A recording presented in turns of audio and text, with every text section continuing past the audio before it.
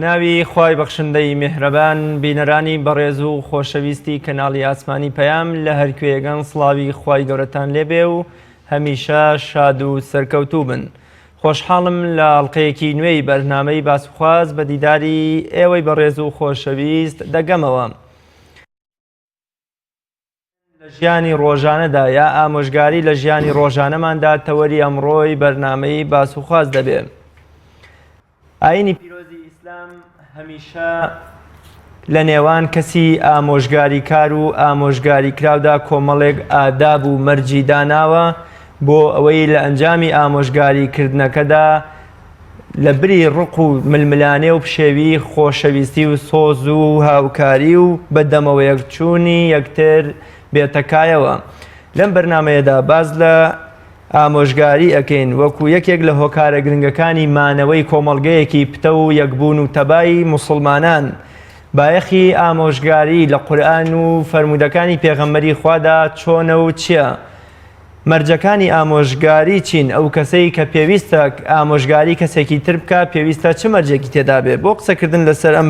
بابەتە میوانداری زۆر بەڕێز مامۆستا وریار تایر زەڵمی بانخوازی ئیسلامی کردووە. مامۆستا گیان زۆر سپاس بۆ ئامادەبوونت. زۆر سپاس دەکەم. مامۆستا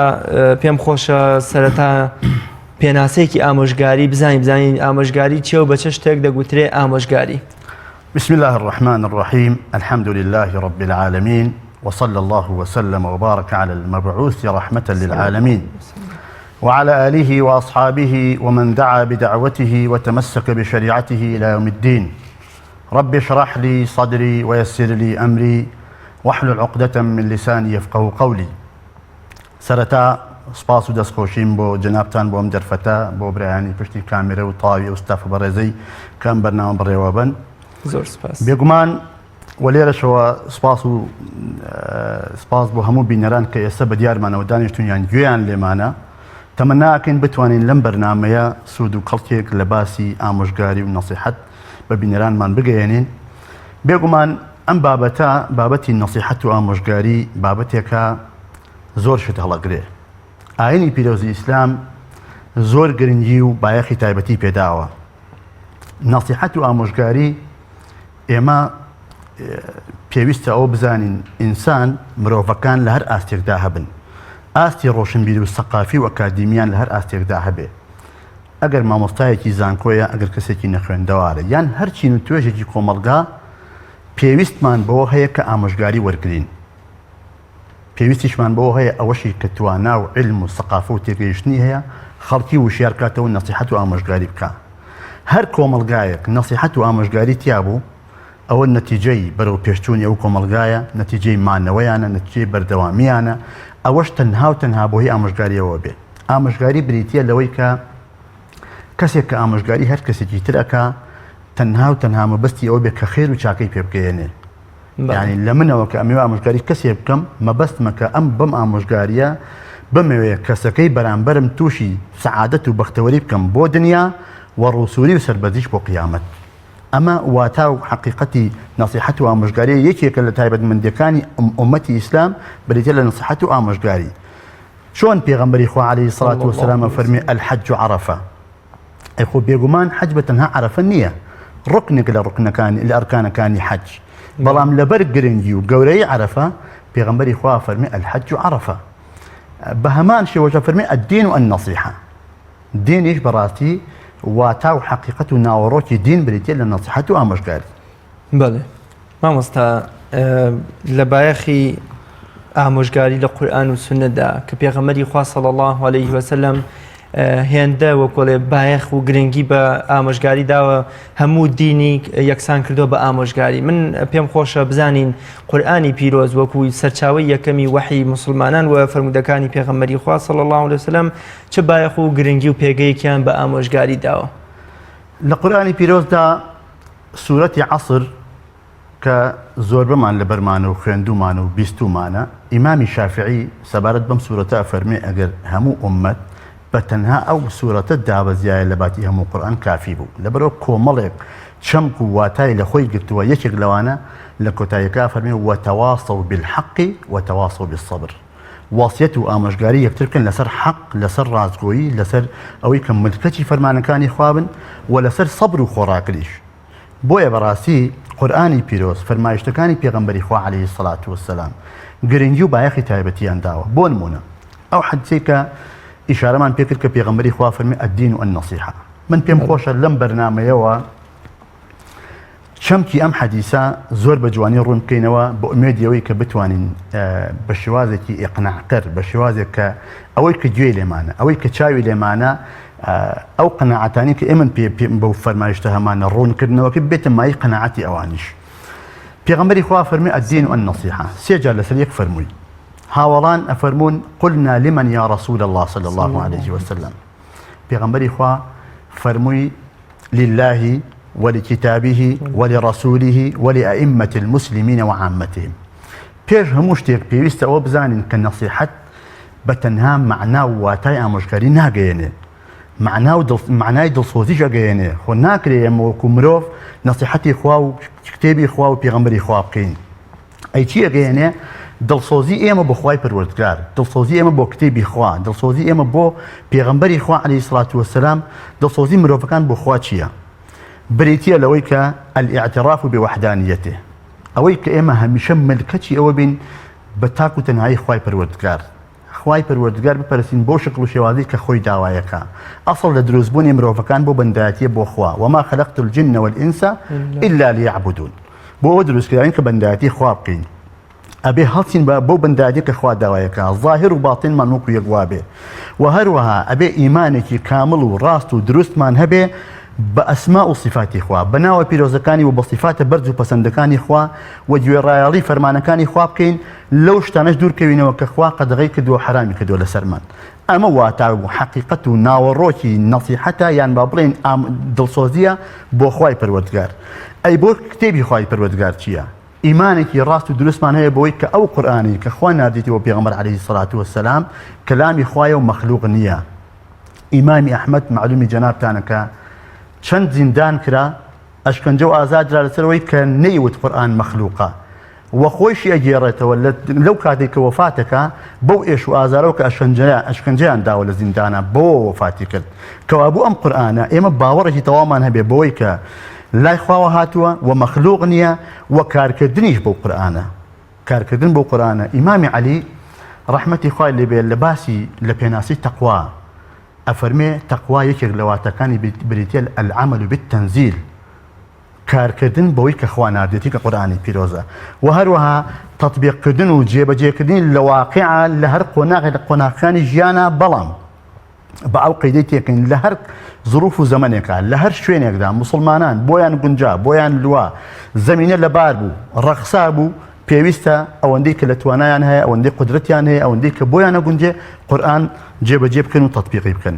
و ئەمەش کە بەلامەوە زۆر گرنگە خوێندنەوەی قورئانی پیرۆز. بەداخەوە لێرە و لەوەی کە گوێمان لێ بێ بەتایبەت لە مەراسیمی پرسەکانە کە ئەو خەڵکی کە قورئانە خوێنێتەوە وەکو پێویست شارەزایی لە قورئان نییە. إمام ابن الجزري رحمة الله عليه بقوله جواني هي فرميه الأخذ بالقرآن حتم لازم من لم يجود القرآن آثم، يا من لم يصحح القرآن آثم. أفرميه قرآن بتجويدها تخواروا، يعني قرنga أو يك قرآن خوينتوا إستا الحمد لله لهم لزربي شاركانا استنتر كراوة توفير بني قرآن. بيغمبري خوا فرميه باشتريني أويا كقرآن شارزابي خرطي في قرآنك خيركم من تعلم القرآن وعلمه. بويا براسي دڵسۆزیمان بۆ قورئان ئەوەیە کە ئێمە بەو شێوازەی کە خوا ناردێتی ئەوا بخوێنینەوە بۆی تووشی گوناه و ئەوە نەبین. ئەی نەسیحەت بۆ پێغەمبەری خوا چییە؟ دڵسۆزی بۆ پێغەمبەری خوا چییە عەلەیهی سەڵات وەسەلام؟ بریتە لەوەی کە گوێڕاڵی بکەن لە هەر شتێک کە فەرمانی کردووە، چونکە گوێڕایەڵیکردنی پێغەمبەر گوێڕایەڵیکردنی خوای پەروەردگارە. و هەروەها بەڕازدانینی هەر شتێک کە پێغەمبەری خوا هێناوێتی. ئەبوبەکری سیدیق بۆ پێوترێ ئەبوبەکری سیدیق لەبەرەوە دوو جار لەسەر یەکێکیان کاتێک کە بیستی هاوڵەکەی کە پێغەمبەر عەلەیهی سەڵات وەسەلام پەیامی بۆ هاتووە بۆتە پێغەمبەر ڕاستەخۆ باوەڕی پێکرد. لە جاری دووەمان کە پێغەمبەری خوا باسی ئیسرا و میعراجەکە ئەبوبەکری سیدیق ڕاستەخۆ باوەڕی پێکا، بۆیە ناوی نرا ئەبوبەکری سیدیق. ئەو هەواڵانەی کە پێغەمبەری خوا بە ئێمەی داوە هەر یەکێک لەو هەواڵانە کە تۆمار کراوە لە سیرە و ژیانی پێغەمبەر عەلەیهی سەڵات وەسەلام و دوورکەوتنەوە لە هەر شتێک کە پێغەمبەری خوا بقدغي داناوە بۆیان بە حرامی زاناوە و هەستان بە جێبەجێکردنی سنەتەکانی پێغەمبەری خوا عەلەیهی سەڵات وەسەلام و بڵاوکردنەوەیان بەناو خەڵکیە و پێشخستنی مەحەبەت و خۆشەویستی بەسەر خۆمانە ماڵ و مناڵمانە سەروەت و سامانمانە هەموو شتێک ئەبێ پێغەمبەری خوا لە هەموو شتێک خۆشەویستتر بێ لامان ئەمە دڵسۆزیە بۆ پێغەمبەری خوا عەلەیهی سەڵات وەسەلام و سەرخستنی دینەکەی و زیندووکردنەوەی سنەتەکانی ئەی نەسیحەت بۆ ئێمە ئیمانداران چۆنە مامۆستا کەواتە فەرموودەکە ئاماژە بە 5 پۆلەدا کە سیانیان بریتە لە دڵسۆزی نواندنمان بۆ خوای گەورە و کتێبەکانی و پێغەمبەرەکەی دوو دانی کۆتاییش دڵسۆزی یام ئامۆژگاریکردنە لە ئەگەری پێم خۆشە ئەو دوانەی تر باس بکەین بزانین شێوازی ئامۆژگاریکردن بۆ کاربەدەستی مسلمانان و لەگەڵ کۆمەڵی مسلمانانە چۆن چۆنیە و چۆن ئێمە جیای بکەینەوە چۆن تێبگەین کە سێ پۆلی یەکەم یا سێ ناوهێنراوی سێ یەکەم مەبەست لە دڵسۆزیە و دوو ناوهێنراوی کۆتایی مەبەست لە نەسیحەت و ئامۆژگاریە بێگومان خوای پەروەردگار زۆر لەوە گەورەترە کە مرۆڤەکان نەسیحەتی بکەن یان کتێبی خوا کە موعجزەیەکە لە موعجزەکانی خوای پەروەردگار و تاوەکو ئەمڕۆژ و تا ڕۆژی قیامەتیش هەموو ئەوانەی کە ویستویان و دەیانەوێت دەژایەتی قورآن بکەن شێوەی قورآن بێنن ئاەتێک لە ئاەتەکانی قورآن تێکدن بۆیان ناچێتە سەر و نەیانتوانیوە تا قورآنیش تا قیامەت دەمێنێتەوە لەبەر موعجزەی خوایە لەوە گەورەترە کە ئێمە دڵسۆزی و نەسیحەتی بکەین بۆیە عولەمایان واتە پێناسیان کردووە وایان چی کردوێتەوە ئەم دوو بڕگەی کۆتایی کە دڵسۆزی یان با بڵێن ئامۆژگاری بۆ ئەئیمە ئیمانداران بۆ کاربەدەستانی موسڵمانان ئەوە عولەمایان وایان پێناسە کردووە ئەگەر هەر کاتێک کاربەدەستێک لە هەر شوێنێک کاربەدەستێکی موسڵمانان ئەهلی تەقوا بوو بە قورئان و سنەت کاری کرد پەیامی خوا بەرنامەی ژیانی بوو محکەمە و با بڵێن دادوەریکردنی کارەکانی بەپێی ئەو قورئانە بێ کە خوا نردوێتی ئەوە بێگومان نەسیحەتی ئێمە بۆ ئەوان چییە بریتە لەوەی کە گوێڕایاڵیان بکەین بریتە لەوەی کە شوێنیان بکەوین بریتە لەوەی کە تەئیدیان بکەین سەریان بخەین و مافەکانیان جێبەجێ بکەین ئەمە دڵسۆزییان با بڵێن ئەمە ئامۆژگاری ئێمەیە ئەڵبەت لە سەردەمەکانی پێشووە بۆ نمونە شێخ حەسەنی بەسری نامەیەک ئەنووسێ پڕ لە کۆمەڵی خاڵ ئامۆژگاری بۆ کێ بۆ ئیمامی عومەری کوڕی عەبدولعەزیز عومەری کوڕی عەبدولعەزیز لە ساڵ لە 2 ساڵ و 2 مانگە توانیست تەواوی سەرزەوی دادپەروەری بڵاو بکاتەوە دادگەری بڵاو کردەوە و دەنگی دایەوە بەڵام لەگەڵ ئەوەشدا شێخ حەسەنی بەسری کۆمەڵێک ئامۆژگاری بێنێرێ و بە بەسینێکی فراوانەوە بە دڵێکی فراوانەوە لێی وەرەگرێ یان سوفیانی سەوری نامەیەکە نێرێ بۆ هارون الڕەشید کۆمەڵێک نەسیحەت و ئامۆژگاری بۆ ئەنێرێ گرنگە بەڕاستی زانایانی ئێمە ئەهلی عیلم و عیرفان ئەوانەی کە توانا و قودرەتی عیلمیان هەیە زۆر طبیعیە لە ڕۆژێک لە ڕۆژان لە شوێنێک کاربەدەستێک ئەگەر مدیناحەیەک ئەگەر قایمقامێک ئەگەر محافظێکە تا ڕاتە سەرەوە کۆمەڵێک نەسیحەت و ئامۆژگاری بیر بخاتەوە پێشینانی ئێمە وایان کردووە ئەی نەسیحەت و ئامۆژگاری ئێمە بۆ ئەئیمەی بۆ عامی مسلمانان چییە بریتە لەوەی کە تۆ علم و زانستت هەیە لە بواری دنیا لە بواری قیامەتە بیریان بخەیتەوە و عەزیەت و ئازاریان دوور بخەیتەوە بۆ نمونە قازانجیان پێ بگەێنی زەریان لێ دوور بخەیتەوە و خۆشت دوێن ئەوەی کە گەورە و بەتەمەنە ڕێزی لێ بگری ئەوەی کە مناڵە و تەمەنی لە خوارەوەیە بەزەیت پێ بێتەوە و هەروەها هەر شتێک کە بۆ خۆت پێت خۆشە بۆ ئەوان پێت خۆش بێ هەر شتێک بۆ خۆت پێت ناخۆشە بۆ ئەوانیش پێت ناخۆش بێ ئەمە چەند کوواتە و لێکدانەوەی ئەم فەرمایشتەی پێغەمبەری خوا صلی الله علیه و سلم کەواتە مامۆستا ئێمە لەم بەرنامەیە تا ڕادێت توانیمان ڕاستکردنەوەی بکەین کە ئەمە شتێکی نەشیاوە کە مسلمانێک کە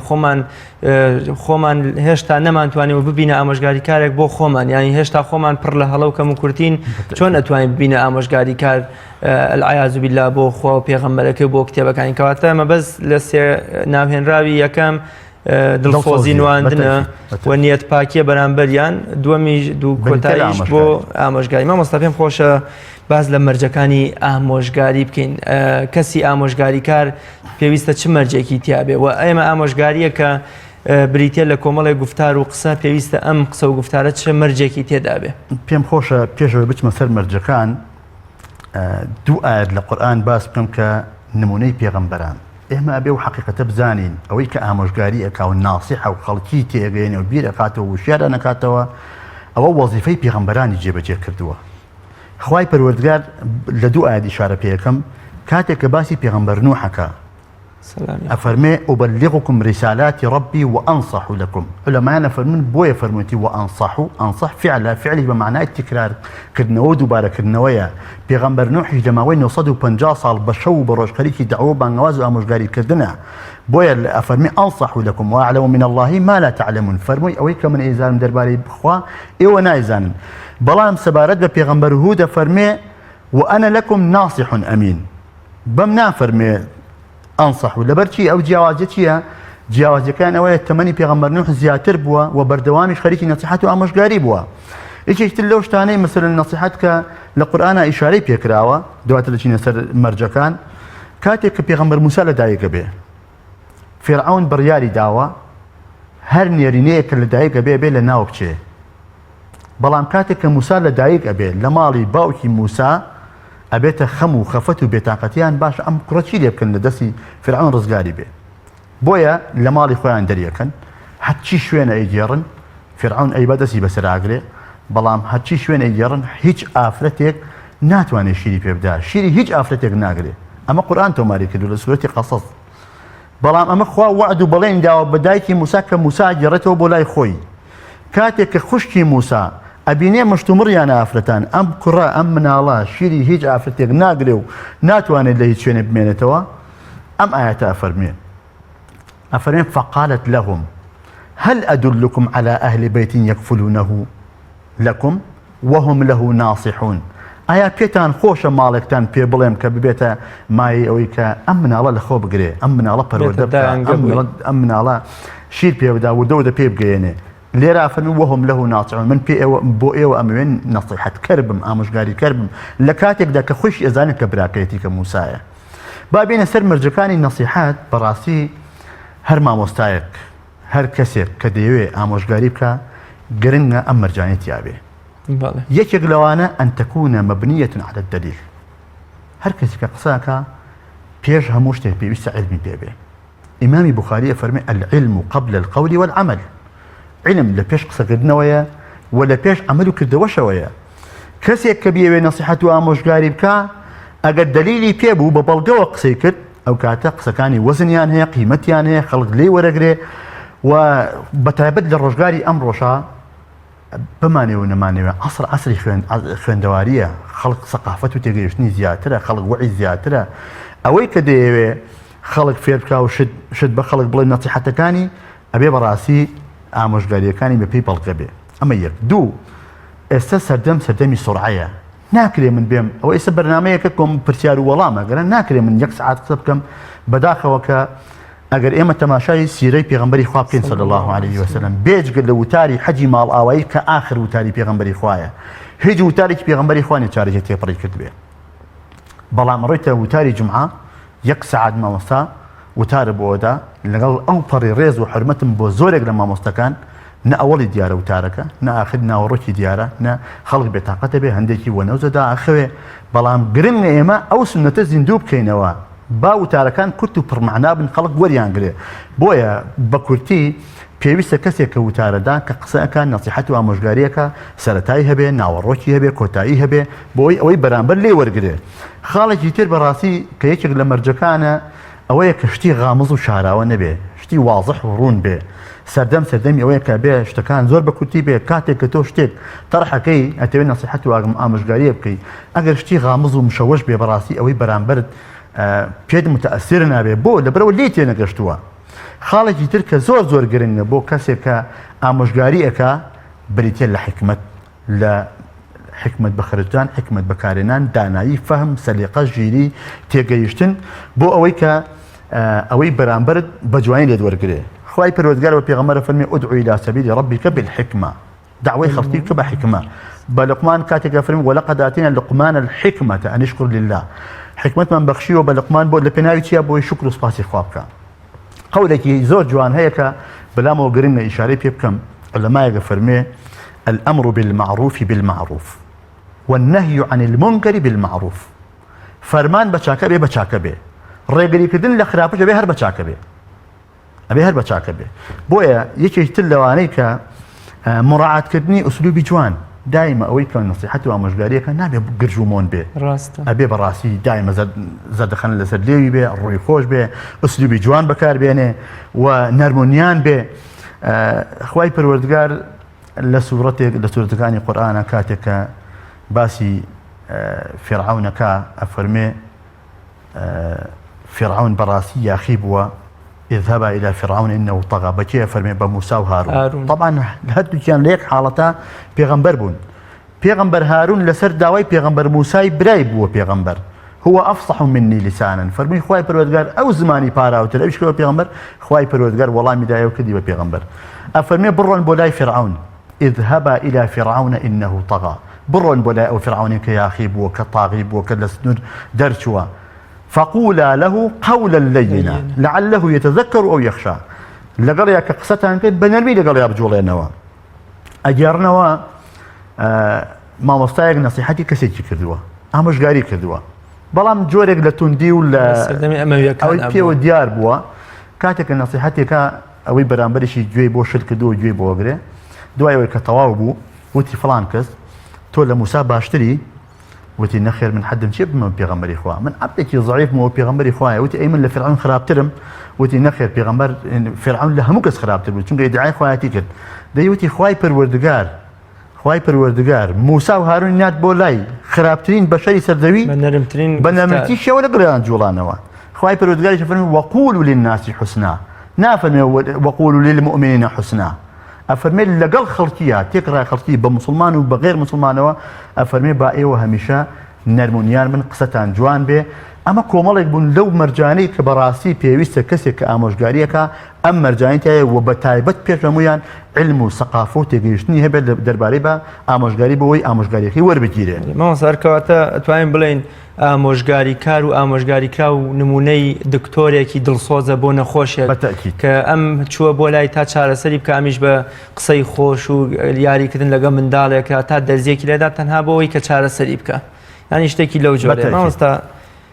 پێم خۆشە باز لە ئادابەکان بکەین ئێمە باسمان لە مەرجەکان کرد ئێستا ئەو ئادابانی کە پێویستە لە کاتی ئامۆژگاریکردندا بگیرێنە بەر کامانن چه ئادابێ پێویستە بێگومان کەسی ئامۆژگاری کرد کەسی ناسیح چۆن پێویستە مەرجەکانی تیا مەوجود بێ ئاواش پێویستە کە ئەبێ ئادابەکانیش ڕەچاو بکە بۆی نەسیحەت و ئامۆژگاریەکەی شوێنی خۆی بگرێ هەندێکیان لە مەرجەکانیشا دووبارە بوونەتەوە یەکێک لەوانە کە ئادابی ناسیحە ئامۆژگاریکەرە ئەوەیە هەر شتێکەکە بینی خۆی خوانێتی بۆ خوا بێ الإخلاص لله هەر کردەوەیەک بۆ خوا نەبێ بەرەکەتیشی تیا نابێ پرسیاریان کرد لە فوزەیلی کوڕی عیاض ڕەحمەتی خوا لێبێ چ کردەوەیەک لای خوا پەسەندە چ کردەوەیەک لای خوا وەرەگیرێ و ڕەت ناکرێتەوە فەرمووی کان ئەخلەصه وأصوبه هەر کردەوەیەک دڵسۆزی تیا بێ و بۆ خوا بێ ومطابقی قورئان و سنەتی پێغەمبەر بێ عەلەیهی سەڵات وەسەلام خاڵێکی تر لەوانە کە لە مەرجەکان بریتێ لە ڕفق لە نەرمونیانی کە ئەو ئیشارەمان پێکرد لە مەرجەکانی شاهەیە خاڵێکی تر ئەوەیە کە بەڕاستی ئەمە زۆر زەرورە ناسینی چین و توێژەکان ناکرێ ئێمە یەک جۆر خیتابمان هەیە بۆ تەواوی خەڵکی ناکرێ کەسێک کە ئامۆژگاریەکە شێوازی خیتاب و قسەکردنی لەگەڵ مامۆستایەکی زانکۆ لەگەڵ کەسێکی نەخوێندەوە لەگەڵ ئەو پەڕی ڕێز و حرمەتم بۆ تەواوی چین و توێژەکان ئەوەی کە نەخوێندەوارە ڕەنگە لای خوا زۆر گەورە بێ بەڵام مەبەستم پێ تێگەیشتنەکە و سەقافەت و علم و ڕۆشنبیریەکەیەتی ناکرێ خیتابی ئێمە یەک جۆر بێ بۆ هەردووکیان بۆیە گرنگە پێغەمبەری خوش فەرمانی کردو بە هاوڵان ئەفەرمێ خەڵکی بە پێی مەنزلەتی خۆیان تەماشا بکەن تەعاملیان لەگەڵا بکەن بۆیە بەڕاستی یەکێک لە ئادابەکان ئەوەیە شێوازی ئامۆژگاری ئێمە لەگەڵ چین و توێژەکانە جیاواز بێ دکتۆرێک لەگەڵ مامۆستایەک شێوازی تەعاملکردن و هەڵسوکەوتکردن یان با بڵێن ئامۆژگاریکردن لەگەڵ یانە جیاوازە ئەمە یەکێک لە ئادابەکانە هیچێکتر لەو ئادابانە ئەوەیە کە ئەمەش زۆر گرنگە ئەوەی کە نەسیحەت و ئامۆژگاریەکە ڕەچاوی بکە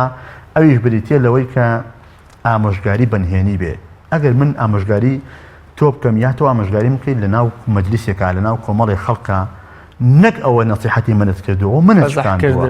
بويا إمامي شافعي رحمتي خوالي بفرمين من وعظ أخاه سرا فقد نصحه وزانه هركتك بنهيني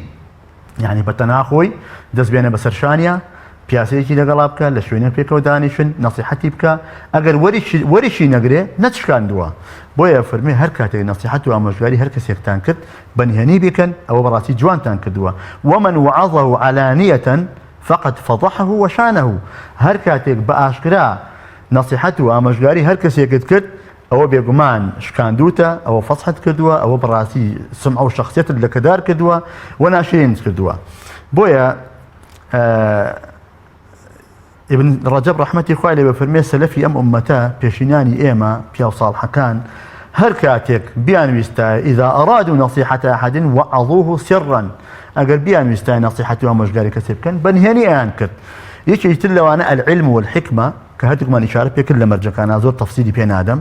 بلام قرنة أو علما كسك نصيحة ومشقاري كعلم شرعيها به وأجاي لمكان وزمان به لهر شوية كدانش علمي أو شوية به وأو قناقش كتاجي ناكري من بيم بعقليتي بيصالمو بيشترق سبكم عقليتي يسد جوازة رنگ بيصالمو دهات وتريش قول رانكاري بسرابي ناكري أو خطابي كليرة أكري رجل لقل ولاتي جتار رنگ فرق جوازها به بويا وكو علماء فرميان الفتوى تختلف زمانا ومكانا وشخصا فتوى چند قران كاري بسرايا ببي شخصك ببي شوينك ببي زمانك بهمان شي وجه امشغاري جوايا علمك جوايا ببراتي علم زمان تبي علم مكان تبي علم شرعي تبي اما كوملك آداب بون لو آداباني كسيك كامشغاري كبيويس رچاويان كا وبيان قريت بر مامۆستا ئەگونجێ زۆر جار وەکو چۆن کە نەخۆشێک چەند نەخۆشە سەردانی دکتۆریەکەن هەر یەکەیان پێویستیان بە جۆری لە چارەسەرە پیاوێک دێتە لای پێغەمبەری خوا صلی الله علیه وسلم فەرمێ ئەی پێغەمبەری خوا ئامۆژگاری بکە سێ جار پێ فەرمێ تووڕەمە بە یەکێکی دیکە دێ دەڵێ پێم خۆشە قسەیەکم بۆ بکەی ئامۆژگاریەکم بکەی پێی دەفەرمێ بڕۆ لەگەڵ دایک و باوک تا باش بە یەکێکی تر بە شێوازێ هەر یەک بە جۆرێ کەواتە ئێمە بێ لە شێوازی لە دەربڕینی ئامۆژگاریەکانمانە ڕەچاوی ژیانی کەسایەتیەکە بکەین یان ناکرێ ئێمە بۆ منە مرۆڤێک هەمان چارەسەری کەسێکی تری نەخۆشی بۆ بکەین ئێمە چۆن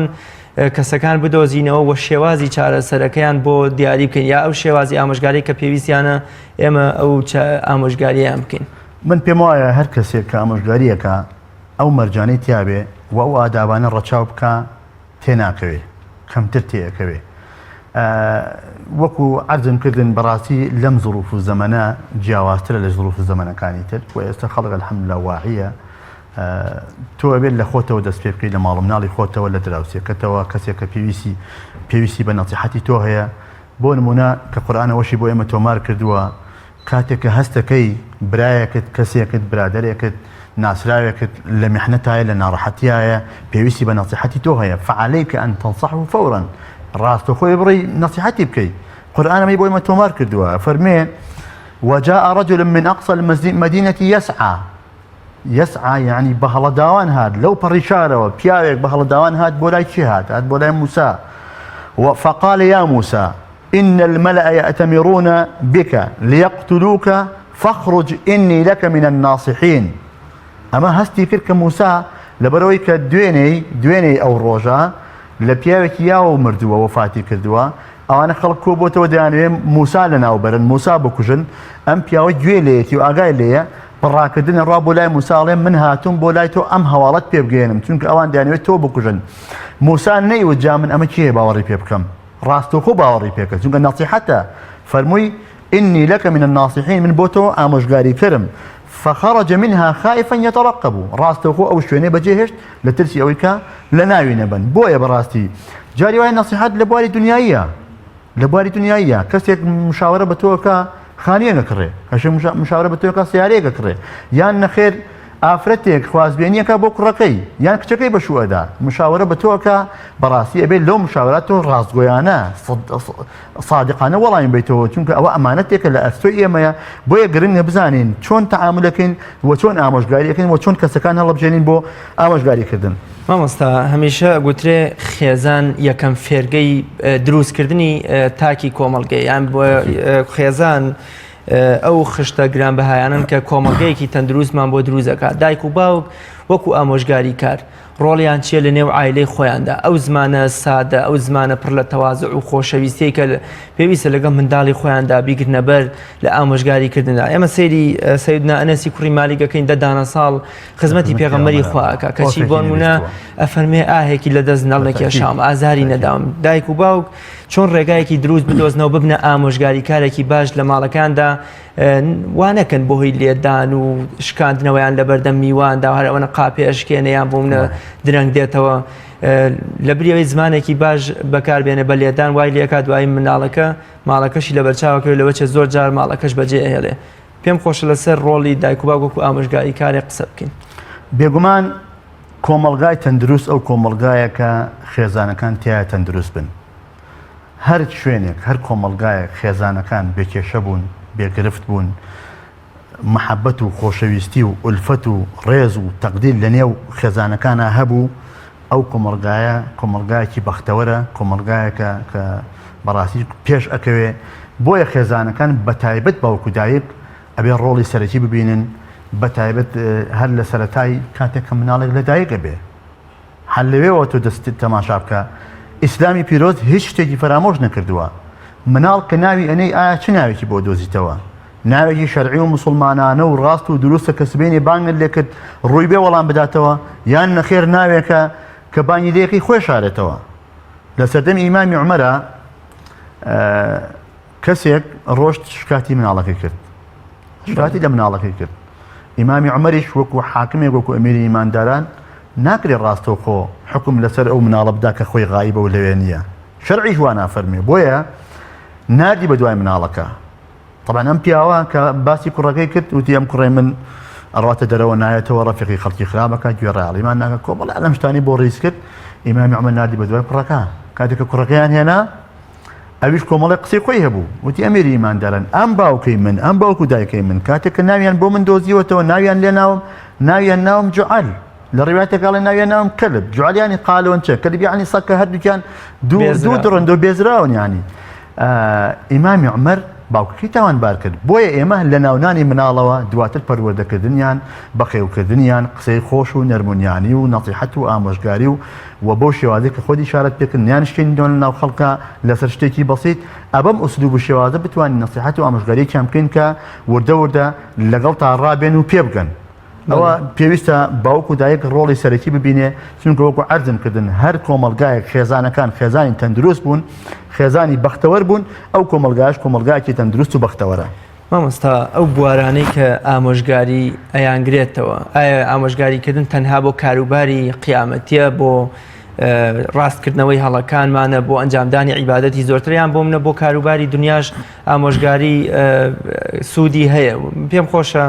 لە زاری جەنابتەوە بیبیستیم زانین ئایا ئامۆژگاری بەدەل لە لایەنی قیامەتی بواری تر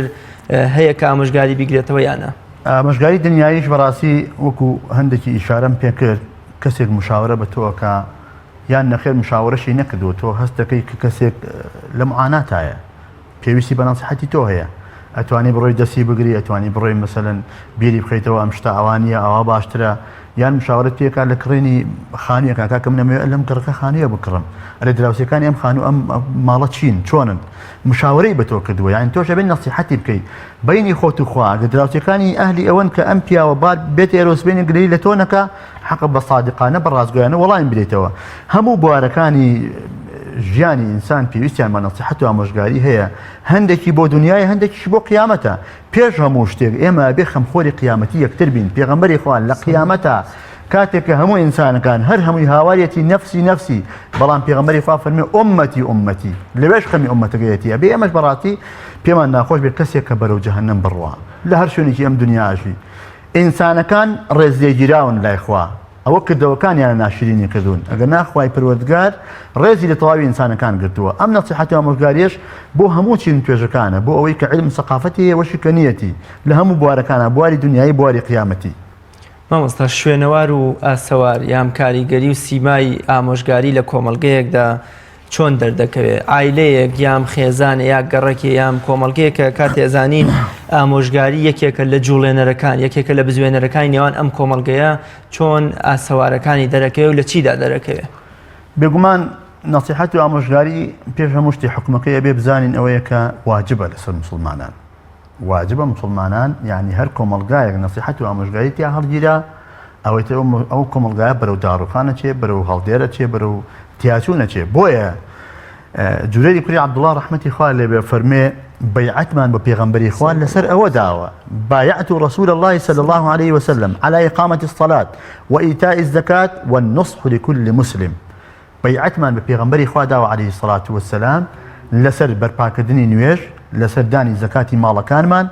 ولسر أويك النصيحتي هركس يبكين كبيويسكا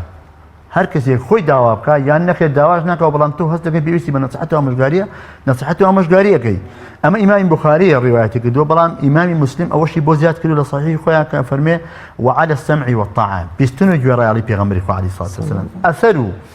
تأثيروا شوينواري نصيحته ومشغاري لنا وكومرغاي مسلمانات شيا يشيق لوانا أو واجبت لك والله كوي كسيك نصيحته ومشغاريك كتونك أول نصيحته ومشغاري واجبة حقي مسلمان لسر مسلمان ششتا كبيغمبري خويا إشارة بيشي كانك وإذا استنصحه فانصحه وإذا استنصحك فانصحه هر كاتك داواي آموشگاری لكردي توش آموشگاری بك أما حقك تجيب جي كردوا علماءنا فرمون أو فعلي أمره الأمر يقتضي للوجوب أمريش بو واجبون كواتن نصيحته آموشگاری واجبة أما يقدو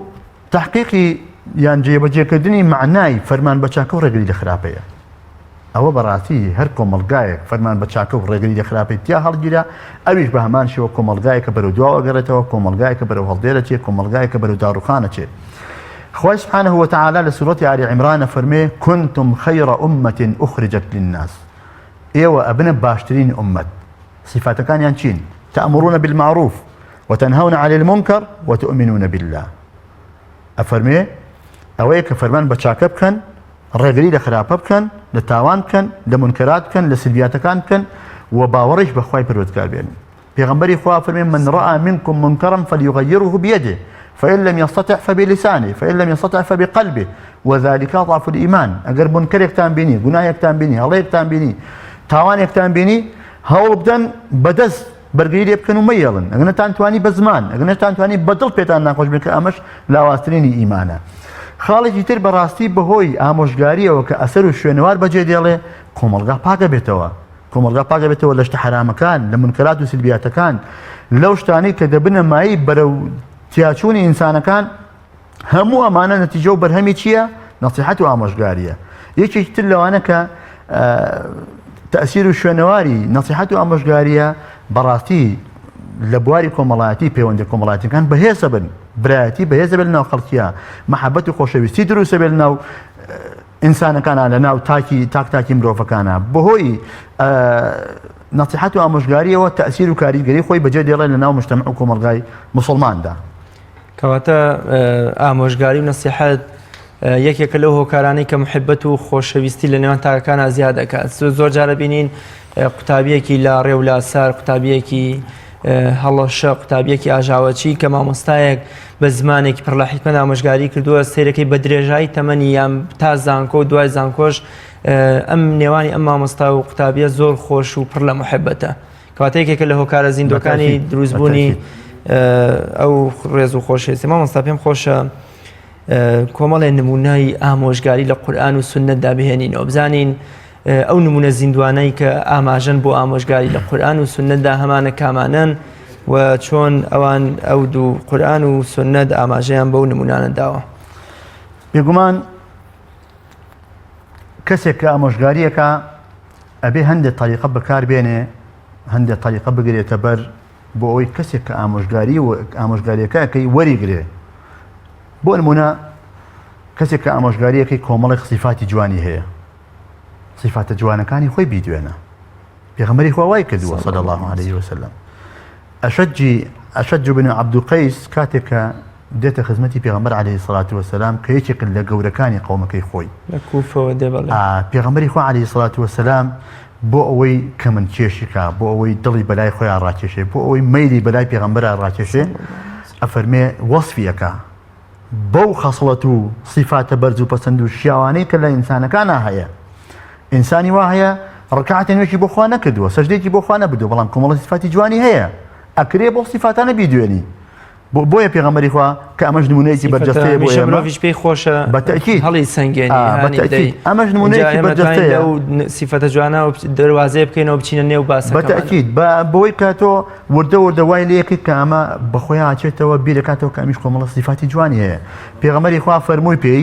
إن فيك لخصلتين براسي تو صفات دو صفاتي جوانت تاعي خواي پروردگار خوشيون يحبهم الله خواه دو صفاتي خوشوي كي بي خوش نيه تو لقال يا بدوي بلي خاوني دو صفاتي خوا صفاتي خوشوي اما براسي عاد نظري لخويا الحلم والانات كاوجنا المنياني اويا بويا گرنگە بەڕاستی ئێمە نمونە زۆرەی چێکلۆ نمونانە ئەوەیە کە پیاوێک هاتە مەکە هۆکاری هاتنەکەی بۆچی بوو نازانم بەڵام هەندێک گەڵێن بۆ حاج و عەمرە هاتووە کاتە پیاوێک کە ناوی سوەیدی کوڕی سامەتە بزانە پێغەمبەری خوا چۆن لەگەڵ یاجوڵێتەوە ئەم پیاوە لە ناو قەومەکەی خۆیان پیاوێکی شەریف پیاوێکی بەعاقڵ پیاوێکی تێگەیشتوو پیاوێکی شاعر پیانوت حەکیم هەموو ناوی ناوبانی گەورەی هەبوو لە ناو قەومەکەی خۆیان ئەم پیاوە هەرچی قسە و گفتاری لوقمانی حەکیم و هەمووی لەبەر کردبوو وەسیەتەکانی لوقمانی حەکیم ئەوەی کە لوقمانی حەکیمی پێ ناسراوە هەمووی لەبەر کردبوو پیانەوت کامل ئەم پیاوە کاتێک کە هاتە مەکە خەڵک لێی کۆبوونەوە حەزیان کرد بیبینن پێغەمبەری خوا وتیان فەرمووی ئەوە چییە وتی وەڵاوە پیاوێکە و هاتووە و بەو شێوازەیە و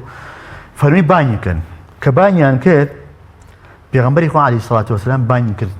کرد بۆ لای خوا بۆ لای دینی خوا هەندێک نەسیحەتی کرد فەرمی من پێغەمبەری خوا من قورئانم بۆ هاتووە ئەویش ڕووی کردە پێغەمبەری خوا دوایەوە کە هەندێک قورئانی بۆ خوێندەوە ئەویش وتی فلعل الذي معك مثل الذي معي ئیشەڵا ئەوەی کە تۆ پێتە وەکو وایە کە من پێمە ئەم مقارنەکردنەی ئەو کەلیماتی ئینسانە پێی بەڵام پێغەمبەری خوا کەلامی خوای پەروەردگارە کەلامی خوا لەگەڵ کەلامی بەشەرا دووشتی زۆر جیاوازن بەڵام ئومێد دەکەم کە ئەوەی تۆش وەکو ئەوەی من وابێ پێغەمبەری خوا فەرمی چیت پێیەتەوە ئەویش وتی مەجەلەت لوقمان یعنی حکمەت لوقمان حکمەتەکانی لوقمانم هەموو پێیە پێغەمبەری خوا فەرمووی ئەکرێ هەندێکیم بۆ باسکەی ئەمە لەگەڵەوەشا پێغەمبەری خوا پێی ناخۆشە کە کەلامی خوا مقارنە بکرێت بە کەلامی ئینسانەکان قسەی ئینسانەکان بەڵام هەر بە نەرمی لەگەڵ یا جوڵایەوە وئینەما تەلەطەفە مەعەهو زۆر بە نەرمی لەگەڵ یا جوڵایەوە بە لوتفی بەکارهێنا فەرمووی ئەعرضها عەلەیە ئادێ بیخوێن دەبزانم چی ئەوانە کاتێک کە هەندێکی خوێندەوە پێغەمبەری خوا فەرمووی ئین هذا لەکەلام حەسەن بەڕاستی ئەمەش قسەیەکی جوانە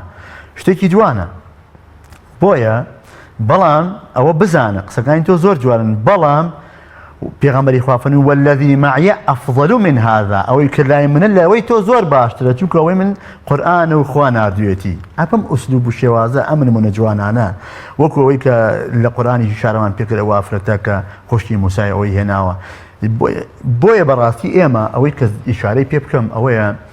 لەم سەردەمەی ئێمە بۆ نەسیحەتی و ئامۆژگاری وەکو پێویست وەرناگیرێ ئیمامی ئەحمەدی کوڕی حەنبەل قەولێکی زۆر جوانی هەیە فەرمێ ئەو کاتە وای فەر بووە ئەیە بێ قڕ بەسەر ئەم سەردەمەی ئێمەدا ئەو کاتە فەرموویەتی ماباد و ئەقوال سەلەفی ئەنفع من ئەقوالنا بەڕاستی قەول و گفتاری پێشینانی ئێمە زۆر لەوەی ئێمە باشتر بوو کە یەکێکە لە سەرۆک مەزهەبەکانی ئیمامی ئەحمەدی کوڕی حەنبەل بەناوبانگە ئیمامێکی گەورەیە ئەو ئەفەرمێ بەڕاستی قەولی سەلەفی ئێمە پێشینانی ئێمە لەوانەیە ئێمە زۆر باشتر بوو إنهم كانوا يتكلمون أوان قسيان نكر لعز الإسلام بو شكومندي وبرزي وقوري إسلام والرضا الرحمن بو رزامندي خوا ونجاة النفوس بو رزقار كردني إنسان كان بلام إيما ونحن نتكلم إيما قساكين لسرشي لعز أنفسنا بوي نفس مان بوي دركوين بوي مثلا إنسان كان بخويا معجبا ورضا الخلق بو رزامندي خلق بداخوا يعني کەسێک کە داعی بێ بانخواز بێ یان ئامۆژگاری کرد بێ نابێت لە تەنها مەبەست و مەرامی هەدەفی ئامانجی ڕازیکردنی خەڵک بێ پێش هەموو شتێ ڕەزامەندی خوا چونکە گەر ئێمە بینی خۆمان و خۆمان چاک کرد بینی خۆمان و خەڵکیش چاکە بێ و طەلەب الدنیا فەرمی ئێمە بەڕاستی هەموو هۆکارێک و هەموو قسە و هەنگاوێکیمان بۆ بەدەستهێنانی دنیاە بۆیە وامان لێ هاتووە نەسیحەت و ئامۆژگاریەکان جێ خۆیان ناگرن کۆتا پرسیاری من ئەو شتانەی کە ئەبنە ڕێگر لەوەی کە پەیامین کەسی ئامۆژگاری کار نەگاتە کەسی ئامۆژگاری کراو بۆ نمونە زۆر جا مرۆڤەکان بۆ هۆی ملنەدانیان بۆ حەق بۆ هۆی ئەوەی کە خۆیان بە گەورە ئەزانن و پێیان وایە خۆیان زۆر زانا و عاقڵن گوێ نادگرن بۆ کەسی زانا بۆ ئەو کەسێک کە ئامۆژگاریان ئەو هۆکارانی کە ئەبنە لەمپەر و ڕێگر لە بەردەمەوەی کە ئامۆژگاری نەگاتە کەسی ئامۆژگاری کراو چین و من ئەمە کۆتا پرسیارمە و زۆر سپاس بۆ بەڕێزیش ئەگەر بە کورتە وەڵام بدەیتەوە. مجاهد ڕەحمەتی خوای لەبێ قەولێکی جوان هەیە فەرمێ دوو جۆر لە ئینسانەکان فێری شت نابن یان شت وەرناگرن. یەکێک لەوانە کەسێکی متەکەبیرە پێی عەیبە بڕوا پرسیار بکە. خوا فەرمێ فەسئەلوا ئەهل الذکر ئین کنتم لا تعلمون. بڕۆن پرسیار بکەن لەوانەی کە ئێوە لێی نازانن. بڕۆن پرسیار بکەن چونکە ئینسان کە پرسیارەکە تێئەگا تێناکەوێ. کاتێک کە پێغەمبەری خوا عەلەیهی سەڵات وەسەلام سریەیەکی ناردووە کەسێک لەوانە کە احتیلامە بێ بەڵام لەبەرەوە عیلم و سەقافە و تێگەیشتنیان نییە پێڵێ ئایا من کە سەریشی بریندارە ئایا ئەتوانم تەیەموم بکەم ئەڵێن نەخێ هیچ ڕوخسەتێک نییە و خۆیش وا وەفاتەکە کە یەنەوە پێغەمبەری خوا بۆیە گێڕنەوە پێغەمبەری خوا فەرمێ قاتلهم الله ئێوە کوشتان خوا بتان کوژێ. کەوابوو کەسێک کە یەکێک لەوانە کە شت فێر نابێ شت وەرناگرێت تەکەبورەکەیەتی. کەسێکی تر لەوانە کە مجاهیدە فەرمێ کەسێکی شەرمنە هەر وەکو چۆن متەکەبیریەکە زەربەی لێیاوە شت وەرناگرێ شەرمنیەکەش هەروایە. ڕێگرەکان زۆرن هیوا هەیە هەر خۆی طبیعەتەن معجبە بەخۆی وەکو ئیمامی عەلیش فەرمێ ئیعجاب المرء بنفسه دلیل على ضعف عقله. کەسێک معجب بێ و لە خۆبایی بێ بە نەفسی خۆی ئەوە دلیل و بەڵگەی لەسەر لاوازی عەقڵەکەی. بۆیە ئێمە لە هەر ئاستێکدا هەبین پێویستمان بە ئامۆژگاریە ئەوەنەی کە بۆمان بکرێ ئامۆژگاری خەڵک بکەین ئەوەش کە پێمان بکرێ لە خەڵک شت وەرگرین. زۆر سپاس بۆ بەڕێز مامۆستایان سپاس بۆ ئامادەبوون و خی گەورە پاداشتی بەخێر بداتەوە. جارێکتر سپاسیەوە ئەکەم تەمەناکەم توانی بێتمان لەم بەرنامەیە سوودێک بە بینەران بگەێنین خی گەورە پاداشتی ملاتتان دات. زۆر سپاس خی گەورە سەلامەتکە بینەرانی بەڕێز لێرەشدا هاتینە کۆتایی ئەڵقەی ئەمڕۆمان تا بە یەگەیشتنەوەیەکی تر بە خی گەورە میهرەبانتانە سپێرم خواتان لەگەڵ.